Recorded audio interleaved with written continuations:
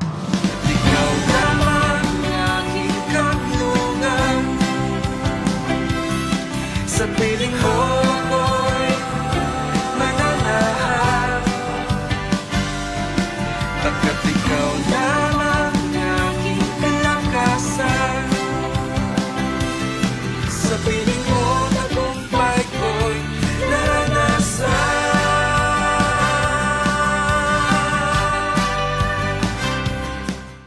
Hi everyone, welcome po sa araw-araw na pagpapala. Atid sa inyo ng Jesus Christ Saves Global Outreach Church. So mapalad po tayo dahil nakakarinig po tayo ng salita ng Diyos. So ito po ay pagpapala sa atin ng Panginoon. Sabi nga po ng kanyang salita sa book of Luke 11 verse 28, mapalad ang mga nakikinig ng salita ng Diyos. At siyempre, higit na mapalad ang mga nagsasagawa nito. So, ang pakikinig ng salita ng Diyos napakahalaga. Sapagkat ito ang pagkain ng ating spiritual life. Sabi ng ating Panginoon sa Matthew chapter 4 verse 4. Sabi nga roon, ang salita ng Diyos, ito'y ating spiritual food. Kaya mapalad po kayo ngayong umaga, ngayong oras na ito, na kayo nakikinig ng salita ng Diyos. Amen. So purihin ang Panginoon at lalong lalakas ang ating pananampalataya habang tayo nakikinig ng salita ng Diyos. Ito'y pagpapala sa atin ng Panginoon.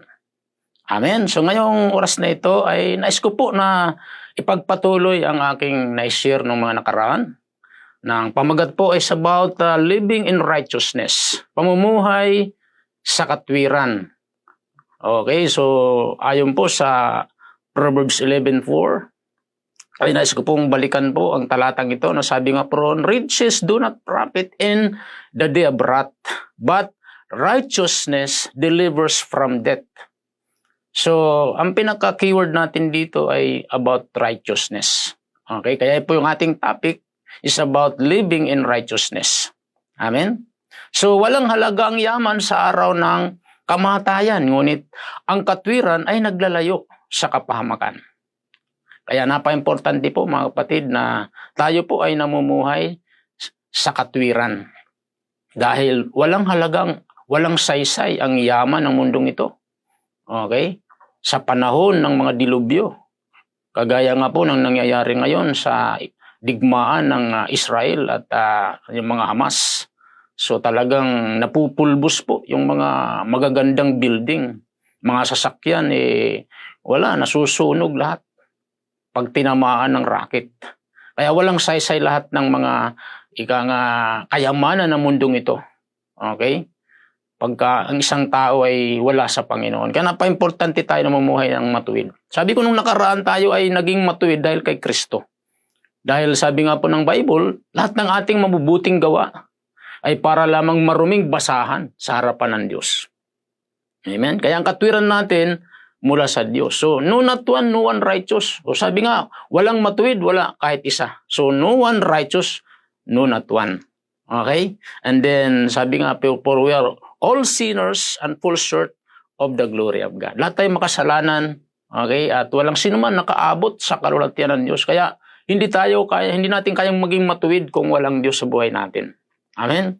Ang katwiran natin ay galing sa Panginoon. Sabi sa book of 2 Corinthians 5:21. Okay, so nung nakaraan ay nakapagbigay pa ako ng 6.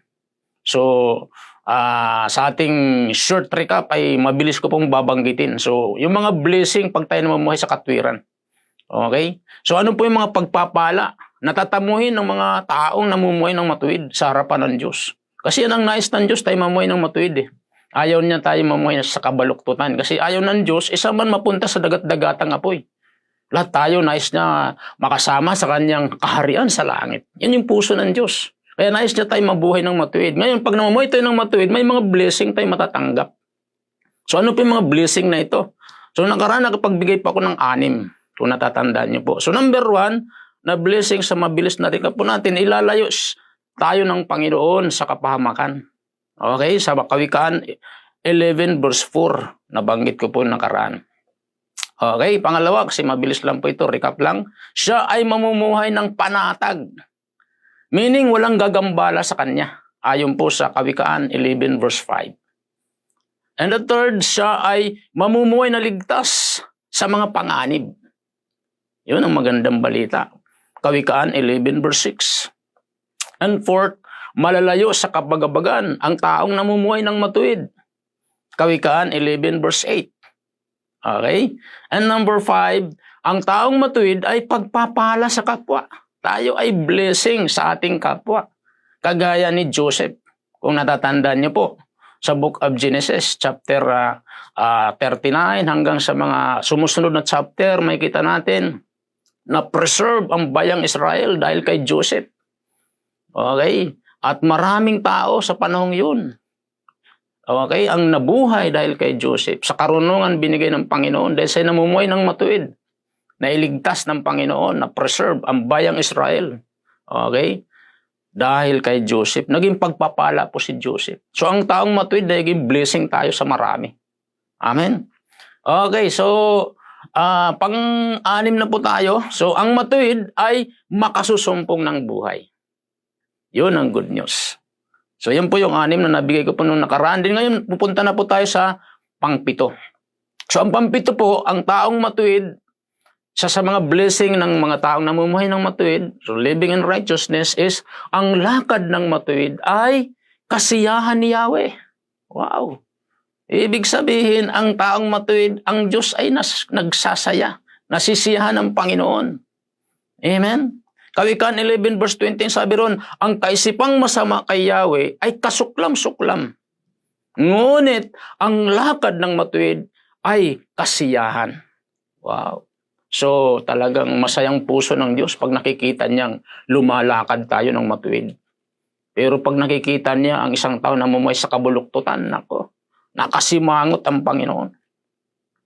Amen? Kaya napaka-importante lumakad tayo ng matuwid para ang Diyos ay masaya ang kanyang puso. Kasiyahan. Number 8, ang taong matuwid, hindi maano. Amen? Meaning untouchable. Wow! Kawikaan 11:21, sabi ron, ang taong masama, di makakaligtas. Sa kaparusahan, ngunit hindi maaano. So, take note the word, hindi maaano. Ang nabubuhay sa katwiran. So, hindi maano, hindi magagalaw. Untouchable. Sabi nga sa Book of 1 John 5 verse 18, sabi ron, tayo'y mga anak ng Diyos. At ang mga tunay na anak ng Diyos, hindi nagpapatuloy sa pagkakasala. Why? Sapagkat iniingatan sila ng Diyos. Amen? So we are untouchable. Pag tayo namumuhay ng matuwid, hindi tayo maano. Amen? You are untouchable. We are untouchable. The devil cannot touch us. Amen? That's the good news pag tayo namumuhay ng matuwid. Amen? And even sa book of Isaiah 54 verse 17, sabi ron, no weapons formed against you, against me, against us, shall prosper. So walang sandata ang namagawa ng dyablo ang magtatagumpay sa atin pag namumuhay tayo ng matuwid. Amen? That's the good news. Number 9, ang mga nasain ng taong matuwid ay magbubunga ng kabutihan. Amen. Mga Kawikaan 11:23, sabi ron, anumang nais ng matuwid ay nagbubunga ng kabutihan. Ngunit, ang mahihintay lang ng masama ay kaparusahan. Wow.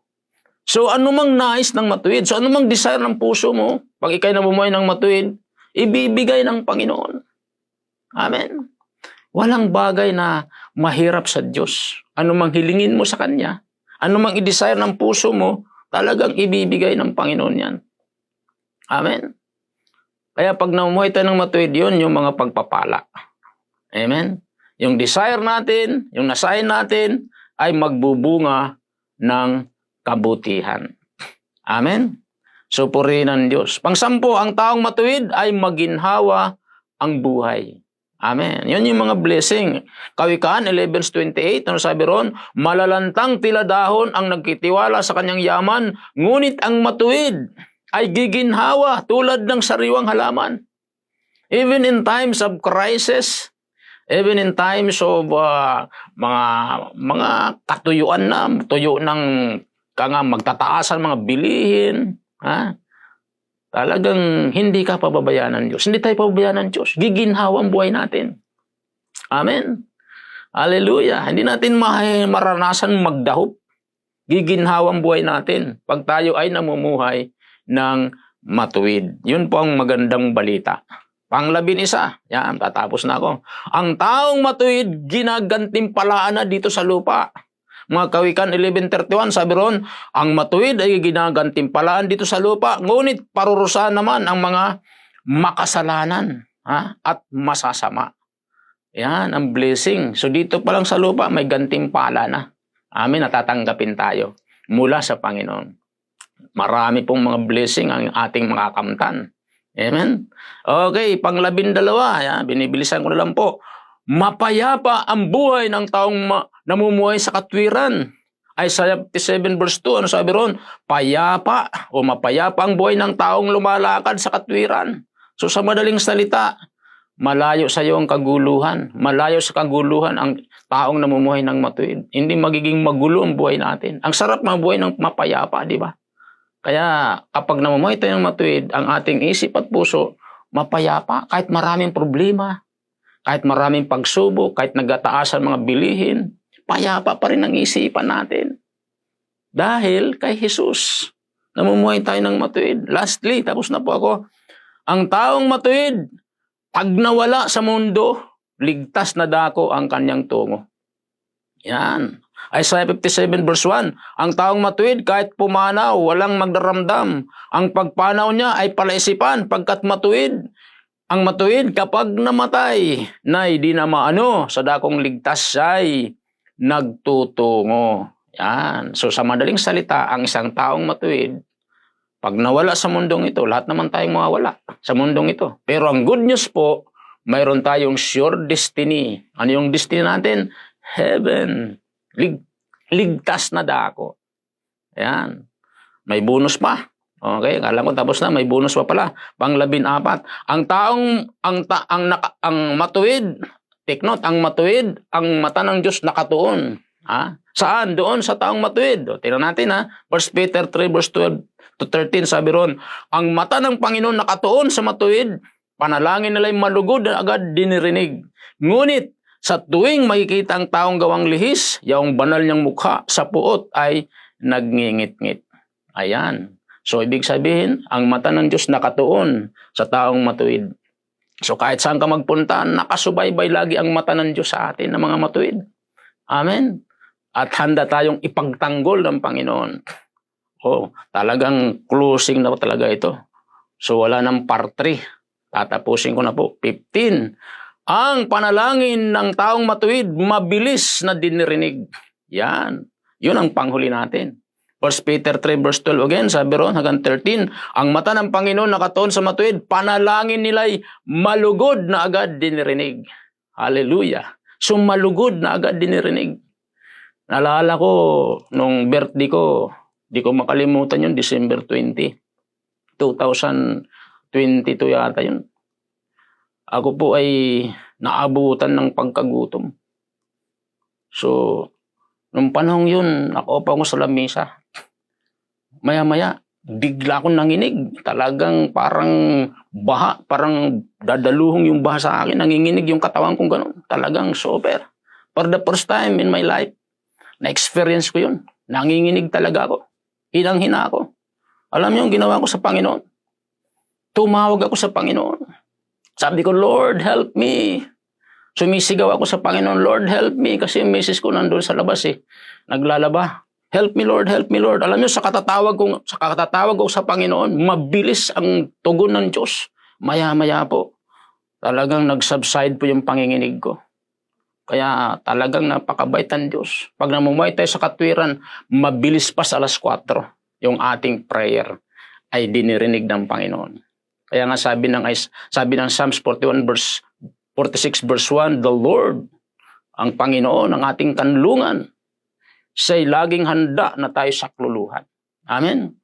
Hallelujah. So, purihin ang Diyos. Sa ating pagkatapos, Proverbs 14:34, basahin natin, righteousness exalt a nation, but sin reproach to any people.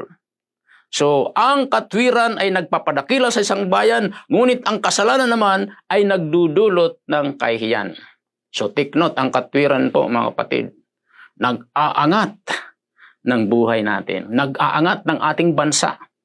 Righteousness exalted the nation. Kaya ang buong bansang Pilipinas na ito, kung mamumuhay ng matuwid, ang bayang ito ay talagang pinagpalang bayan. Ang lahat ng mundo, lahat ng bansa sa buong mundo, mamumuhay ng matuwid, iaangat ng Panginoon. Amen? So ang ating buhay, iaangat pag tayo namumuhay sa katwiran. So tayo muko at manalangin.